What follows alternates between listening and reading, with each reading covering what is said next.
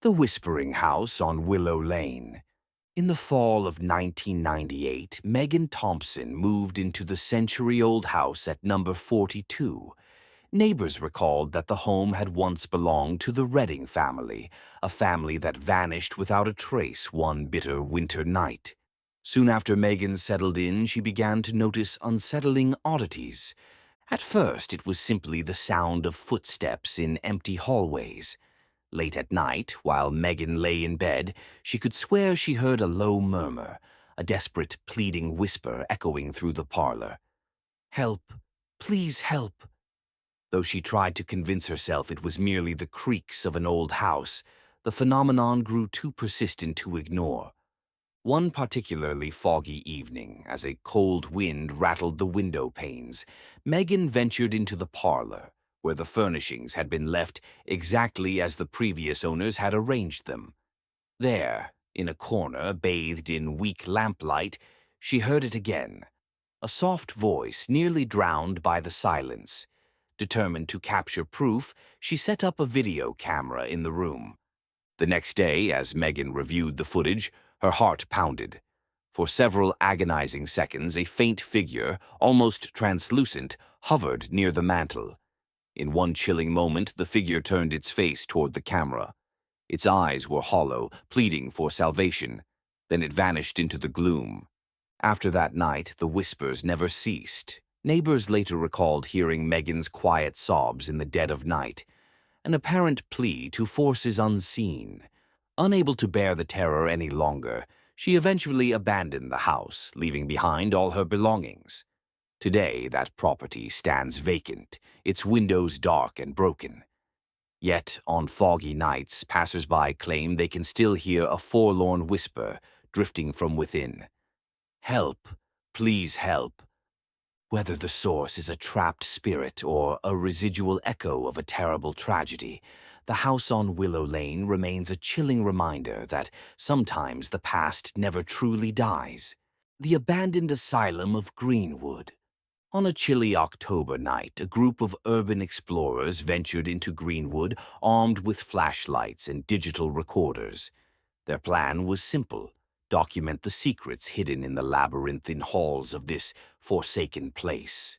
As they wandered the echoing corridors, the atmosphere grew oppressive. Faded murals on the walls depicted scenes of torment and isolation, and rusted medical equipment lay scattered like relics of nightmares. One explorer named Mark recalled passing a row of padded cells when he suddenly heard a soft, lilting lullaby, a tune that seemed out of place in the dismal setting. The melody drifted from a cell at the very end of the corridor. Against their better judgment, the group gathered outside the cell, hearts pounding. Inside, the tiny room was empty except for a battered music box lying on the dusty floor. One of them wound the box, and the melancholic melody filled the silence. Almost instantly, the temperature in the room plummeted. The beam of a flashlight caught something moving in the periphery. A gaunt woman, dressed in tattered clothing, standing in the dark corner. Her face, obscured by matted hair, was illuminated briefly by the flickering light, revealing eyes that glowed with a spectral intensity. Before any of them could react, the figure emitted a pained, echoing moan and dissolved into the shadows. Terrified, the explorers fled, their digital recorders picking up only static and the fading strains of the cursed lullaby. In the weeks that followed, one of the explorers began to experience inexplicable nightmares. He awoke each night drenched in sweat, haunted by the image of that gaunt woman and the echo of her sorrowful cry. Local legends claimed that the spirits of the asylum's tortured patients were forever trapped within its walls, and that sometimes, on cold autumn nights, their cries for release could still be heard echoing through the corridors of Greenwood.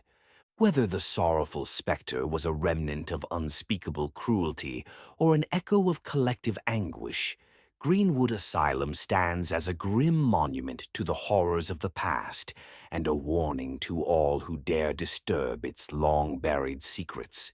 The Midnight Caller.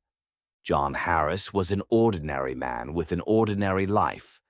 until the calls began. Every night at precisely midnight, his telephone would ring. At first, John dismissed it as a wrong number or a cruel prank. But as the nights passed, the calls became a relentless ritual. One night, as a storm raged outside and the clock neared midnight, John answered the phone. Instead of the voice of a stranger, all he heard was a long pause and then a whisper, so soft it was almost drowned out by the static. "Remember," it said, barely audible. The next night, the call repeated with more urgency. "Remember what you did." At first, John thought it was his imagination, but soon he began to notice small, inexplicable changes in his life. A bruise on his arm he couldn't explain, disjointed memories of a long-forgotten accident.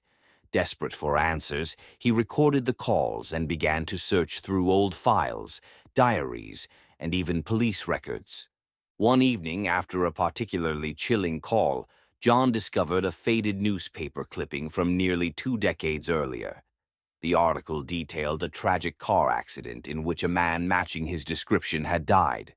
The more John delved into his past, the more he began to realize that his life was missing crucial fragments, memories that simply wouldn't come back. As the calls continued, John's sense of dread grew. One midnight, when the wind howled outside and the phone's ring cut through the silence, he answered once more. This time the voice was clearer, a mix of sorrow and accusation. "You never answered when I called," it said. "We've been waiting." In that instant, a horrifying truth came crashing down on him. John remembered fragments of that terrible night, the screech of tires, the sound of shattering glass, and then nothing. The realization was unbearable. The man in the newspaper was him. John had been declared dead all those years ago. The midnight calls were not coming from some malevolent spirit on the other end. They were coming from within him. Haunted by the implications of his own existence, John's nights turned into a waking nightmare.